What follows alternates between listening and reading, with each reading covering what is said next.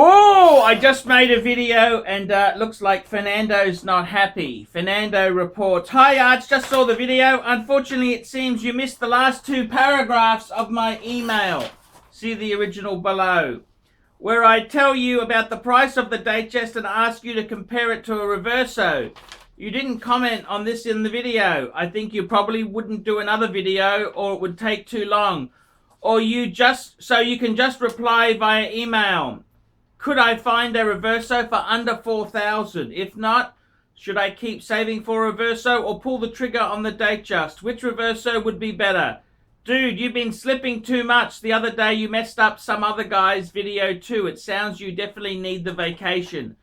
I hope you come back with renewed strength." Ooh, bit nasty. Bit nasty there for good old Archie. But I'll read you the rest of the email that I missed. He says to me, he goes, "He is a trustworthy guy." This is the seller of the Datejust. "Other than a little stretching on the Jubilee bracelet, the watch is in great condition. His asking price is $3,800 US,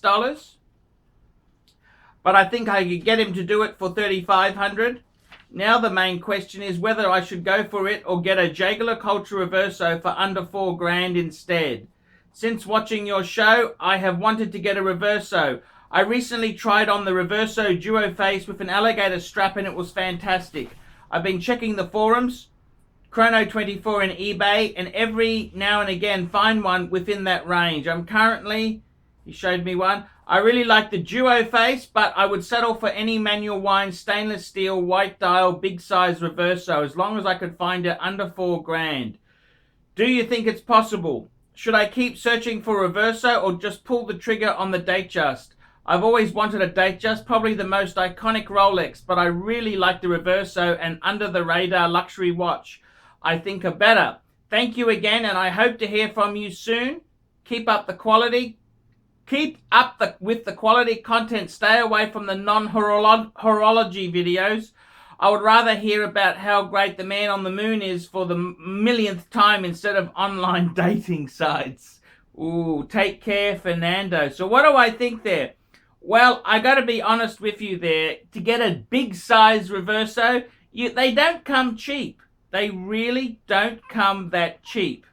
And most of the sub 4,000 ones, you're going to get pieces which are those the classic size. That's the original size of the Reverso. They're too fucking small. They're too small. Whereas the 36mm Datejust isn't really a problem being 36mm. I think it's a nice size. So my advice to you, it depends what you want. Do you want something on a bracelet or do you want a Reverso? If you really want a Reverso, I mean, keep saving.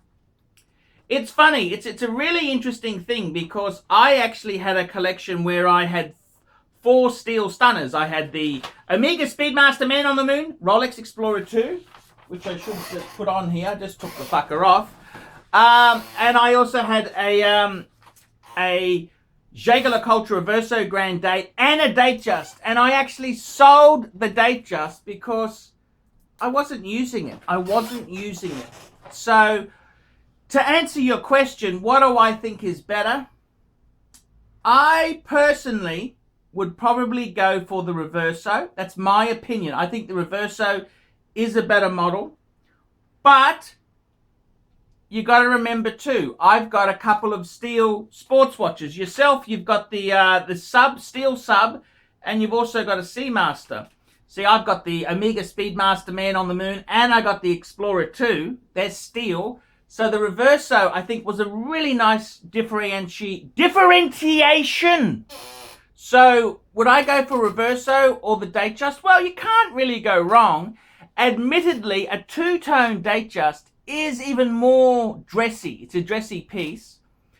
Look, if you've always wanted a Datejust, go for it because you can always sell it and you'll get your money back. Okay?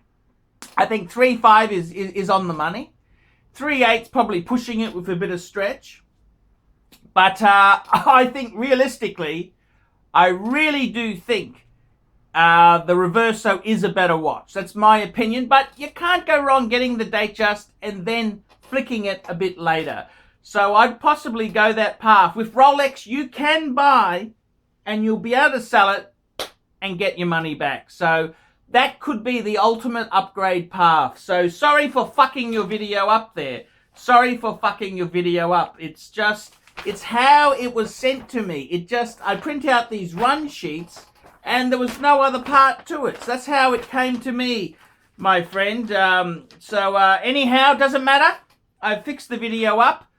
Hold out for a date. Just don't buy the cheapest. It's not about getting the cheapest. You got to get the right one, because you get the cheapest, you're going to regret it. You need to get a large size. I'm Archibald Chesterfield III. Tell me what you nasty fuckers think of that.